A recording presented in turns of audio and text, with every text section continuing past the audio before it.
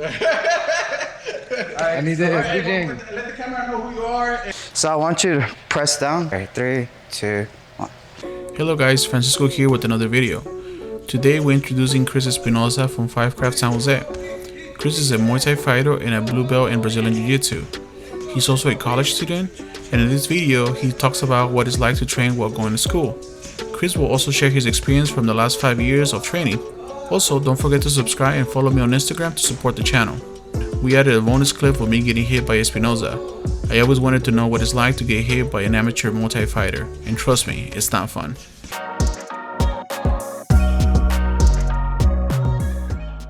So what's your name, man?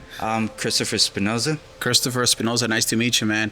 And so how long you been doing Muay Thai? I've been doing Muay Thai now for about 5 years now. This is my 5th year training. And you've been doing all your Muay Thai here at FightCraft? Yes, I have. Okay, and then you also do Brazilian Jiu-Jitsu, right? Yes. And for how many years?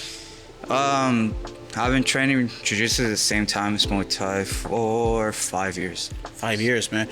Hey, so as a white belt myself, right? How long did it take you to become a blue belt? Think it was just, I think within 2 or 3 years, because I only had college to worry about at the time because I'm a college student. So like the first 3 years I would just, go to class, take my classes, and then come here and then just go home. And then right about 2 years ago I started getting more job opportunities just in case. And so even though sometimes I don't come in consistently as much, I try my best to do it either in the mornings or in the afternoons. So in average, how many times do you come per week? Now probably like 3 or 4 times, but back then it would have been like almost 6 times a week. Oh, damn. So, coming in, let's say 5-6 times a week, after 2 to 3 years, then you were able to get your blue belt? Yeah. It's because my thing is I always felt like kind of an underdog, even though like we were training and stuff like that. And then I started competing in just like local tournaments, and then I started feeling more confidence by then.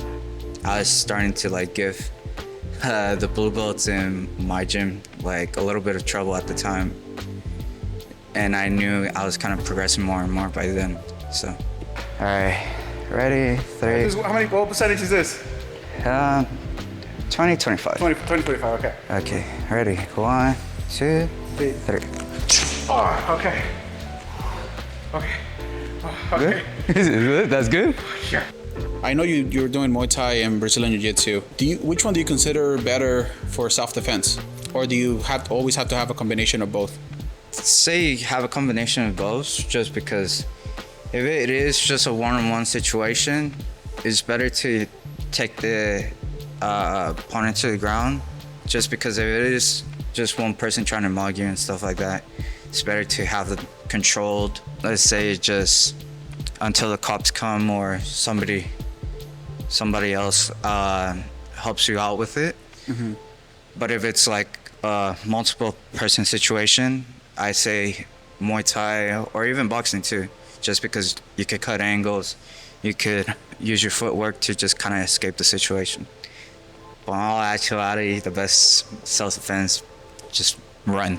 Just run. Correct. Yeah, I think that the best the self-defense is just run. I know you mentioned about some gyms kind of focusing on only the fighters. For me, you know what the trend I have noticed is gyms focusing on self-defense for women, kids, just your average Joe. Because every time I go into like a gym's website, it's always like self-defense classes, and I think that's where they make most of the money. I might be wrong, but what do you think? Say, self-defense and stuff like that. I feel like it's kind of like a red flag in a way, because in real life, like, you're not gonna do all this stuff like, you could punch the groin, you could like whatever. Correct. Like, yeah. Like gouge the eyes out.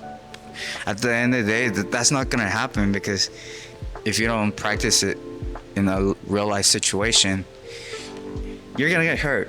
Then you're gonna be like, why didn't this training work if I been training here for the last like whatever time, and then you're gonna be like really disappointed and not want to come back. So I'd rather say to just come in to either like a good jiu-jitsu school or a good like kickboxing school or just MMA in general. Like you don't have to specifically spar, you just have to feel like the real life situations and awareness to actually feel like you're comfortable enough to see what happens in a situation like that. Yeah, and I think that's the beauty of Muay Thai and Brazilian Jiu-Jitsu is that you get that real, you get pressure tested. Yeah, and I feel like self-defense classes, especially if you're not consistent, if you're not going there for years, you're not going to be able to have that muscle memory to react when something happens, especially under a lot of pressure. Yeah. For example, like somebody comes up to you, they're trying to take your money, your wallet, etc. You're not going to go back to your training, especially if you only done a couple of classes, right? Yeah, no. All right, let's do 40. Only 40, because I don't think I can do more than that. Okay, ready? Okay. 2, 3. Oh! You okay? Yeah. Oh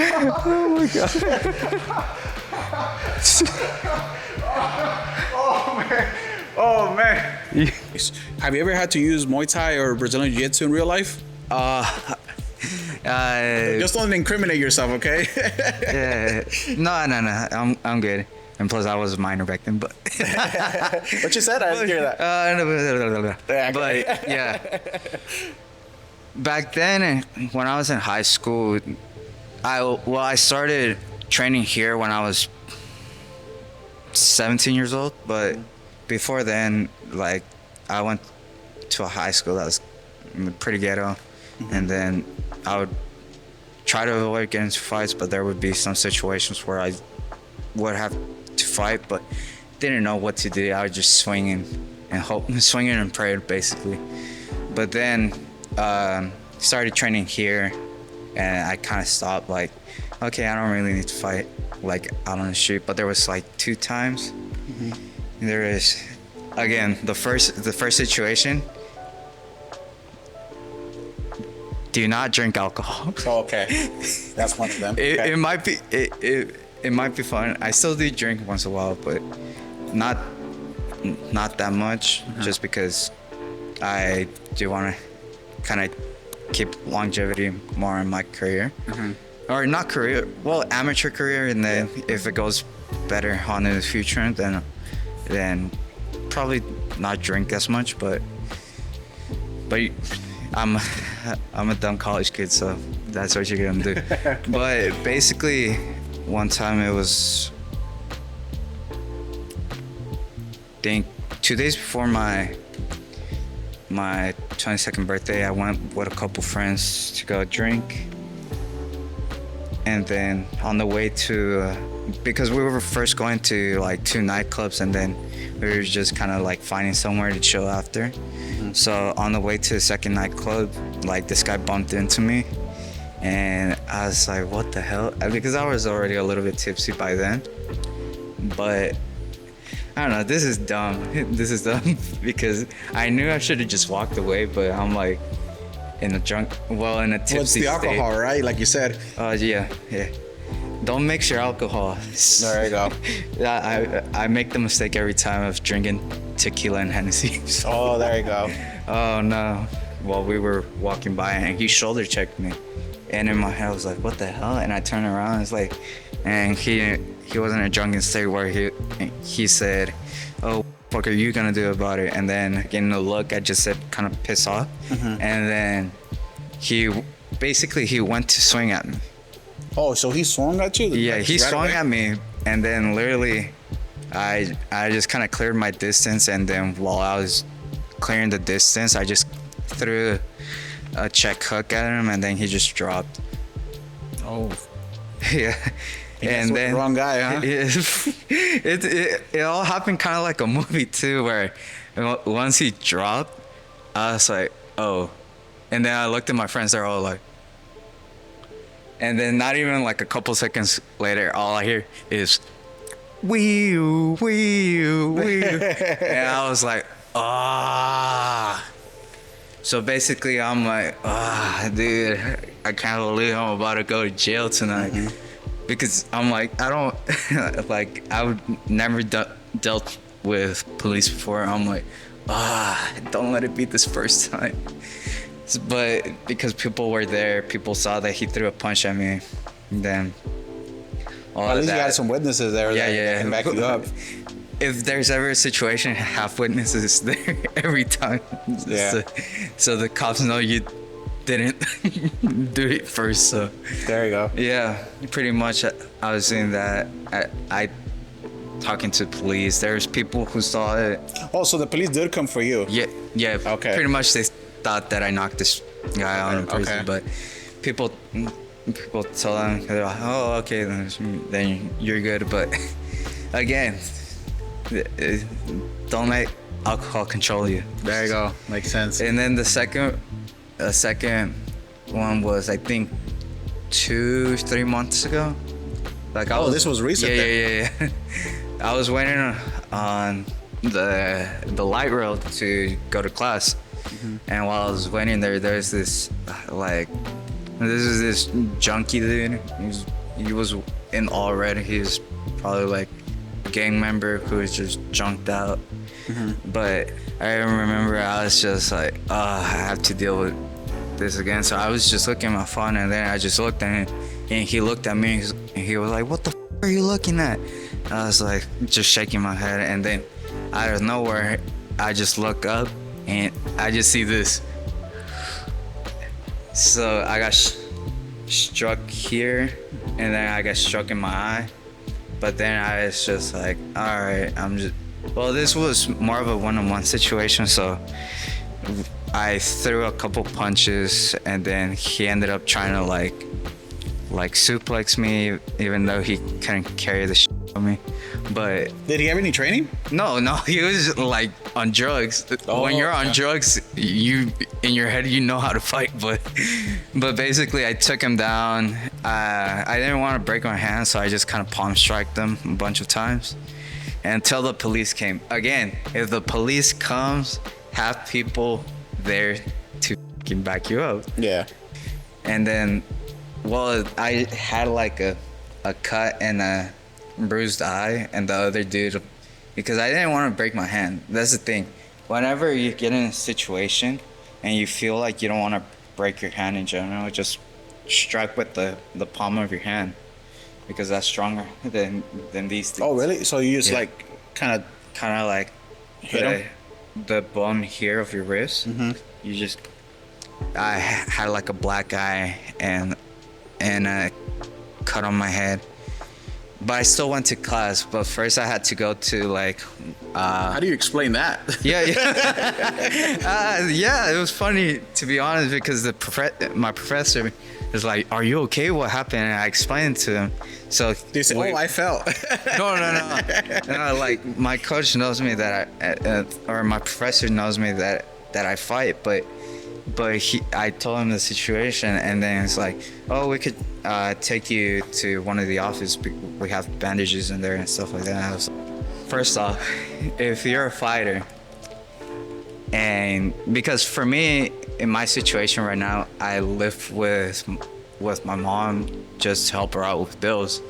But again, she's your mom. She's gonna worry.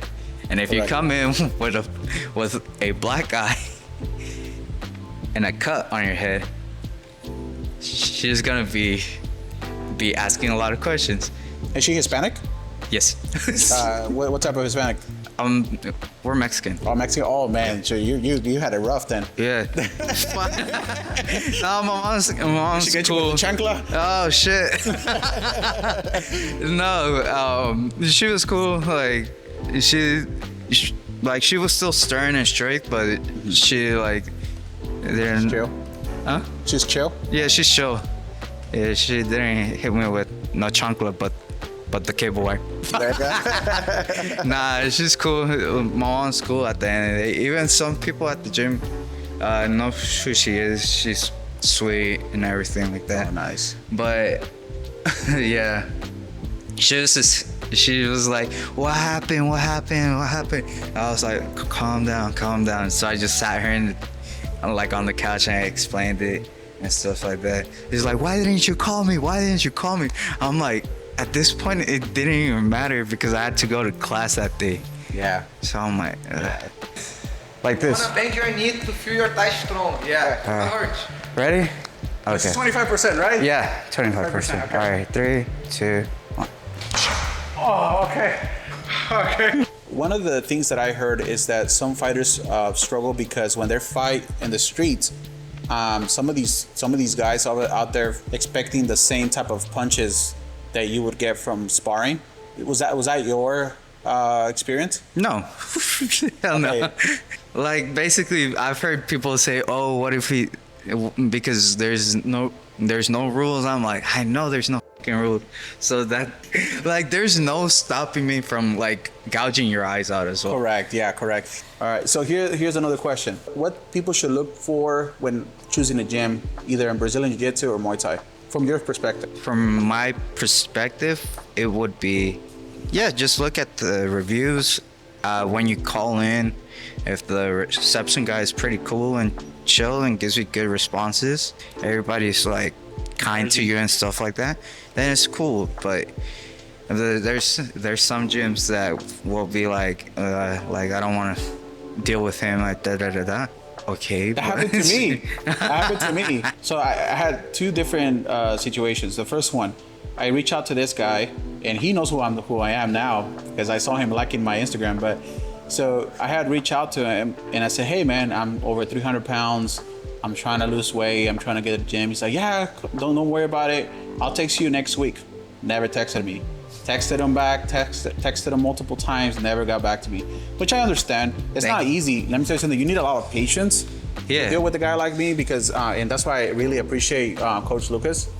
And then the second one was just a total meathead, man. And I'm not gonna say his name either, but you can tell. You can say the name off the interview, and then I'll just laugh. Okay, good. No worries. For Brazilian Jiu-Jitsu, what's the first submission and takedown you should learn? And if for Muay Thai, what should be the first kick or punch?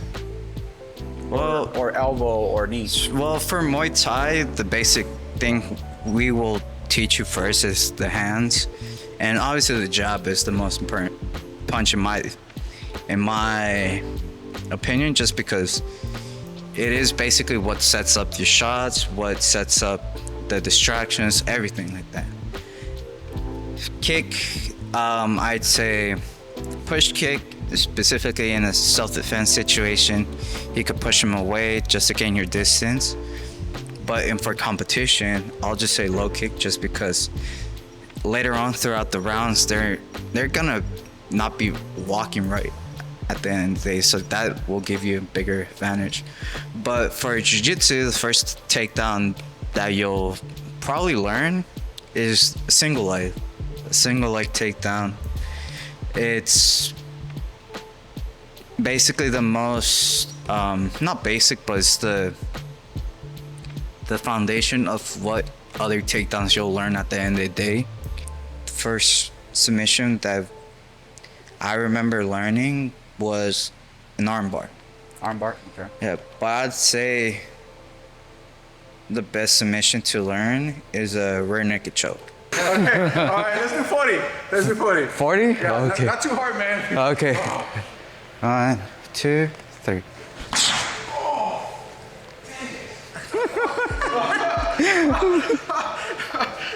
Alright guys, that's it for today's video. Thank you so much for watching. If you enjoyed it, don't forget to hit the like button, drop a comment down below, and subscribe so you don't miss the next one. You can also follow me on Instagram for updates and behind the scenes. I'll see you in the next video. Take care.